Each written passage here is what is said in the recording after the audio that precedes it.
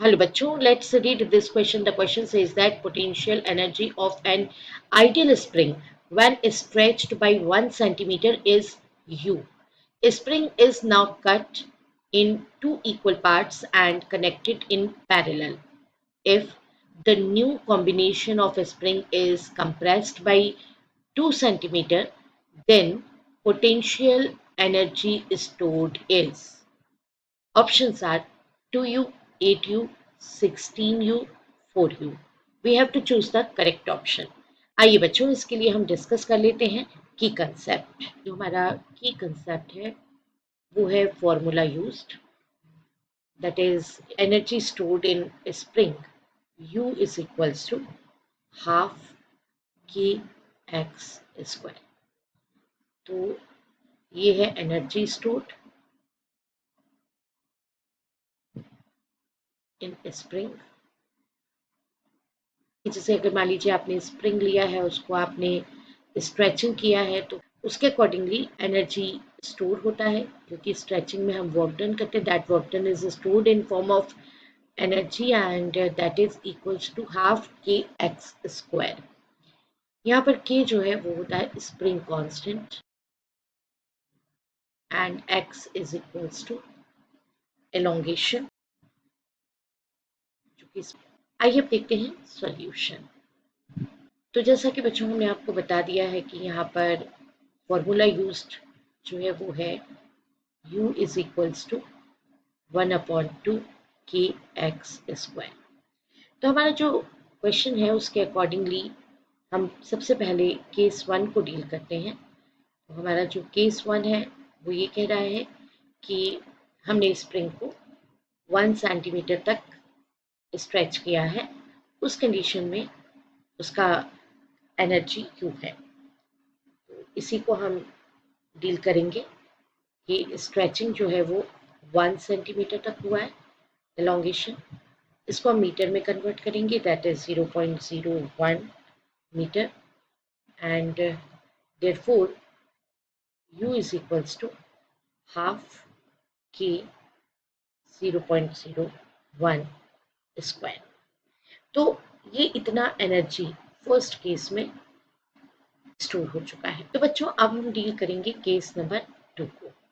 तो इस केस में स्प्रिंग को दो इक्वल पार्ट्स में कट कर देते हैं। तो x इज इक्वल्स टू हो जाता है 2 सेंटीमीटर, दैट इज 0.02 सेंटीमीटर से इसको मीटर में कन्वर्ट कर देंगे हम। q dash is equals to 1/2। अब ये k हमको इक्विवेलेंट कैलकुलेट करना पड़ेगा, क्योंकि कॉम्बिनेशन है। जब आपने दो इक्वल पार्ट्स में इसको ब्रेक कर दिया है तो आपने इसको पैरेलली स्प्रिंग्स को कनेक्ट कर दिया है।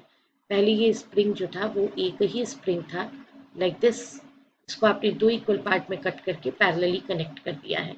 तो इसका इक्विवेलेंट हमको स्प्रिंग कांस्टेंट कैलकुलेट करना है के, एंड एक्स स्क्वायर के प्लेस पे आ जाएगा 0.02 square.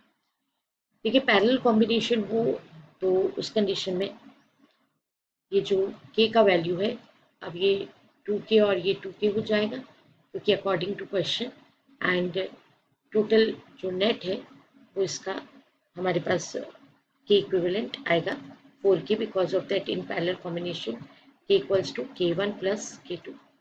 Like this u dash is equals to 1/2 into 4k into ये 0.02 square, 0.02 into 0.02 u upon u dash.